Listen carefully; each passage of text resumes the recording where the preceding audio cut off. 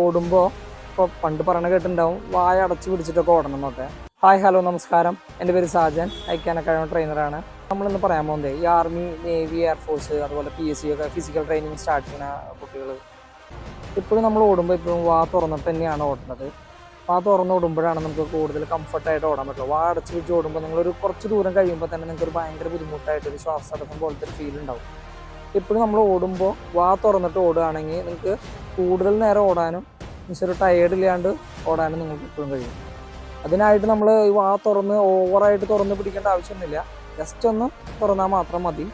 അതിനെ ശ്രദ്ധിക്കാണ്ടിരിക്കുക. അപ്പോൾ ശ്രദ്ധിക്കാണ്ടിരുന്ന് ഓടുക തന്നെ ചെയ്യണം. ആദ്യത്തെ കുറച്ച് ദിവസം ബുദ്ധിമുട്ടുണ്ടാവും, പിന്നെ അത് ഓട്ടോമാറ്റിക്കലി കറക്റ്റ് ആവും. അതിൻ്റെ കൂടെ ചിലവർക്ക് ഇത് വായിൽ ഇങ്ങനെ വെള്ളമില്ല എന്നൊക്കെ ഒരു അവസ്ഥയിലൊക്കെ വരും. അതൊക്കെ ഒരു 4 ദിവസം 5 ദിവസം കഴിയുമ്പോൾ തന്നെ അതൊക്കെ മാറും. വായിലത്തെ വെള്ളം പറ്റി എന്നൊക്കെ ചിലവരത് നമ്മുടെ ട്രെയിനിങ് വരുന്ന പിള്ളേർ വരുമ്പോൾ കംപ്ലൈൻറ്റ് പോലെ പറയാം. അതൊന്നും മൈൻഡ് ചെയ്യേണ്ട ആവശ്യമില്ല. ഒരു 3-4 ദിവസം കഴിയുമ്പോൾ അതൊക്കെ തന്നെ ഓട്ടോമാറ്റിക്കലി ശരിയാവുന്നതാണ്. അപ്പോൾ നിങ്ങൾ ശ്രദ്ധിക്കേണ്ടത് എപ്പോഴും വാ തുറന്ന് വെച്ച് ഓടാൻ എപ്പോഴും ശ്രദ്ധിക്കുക.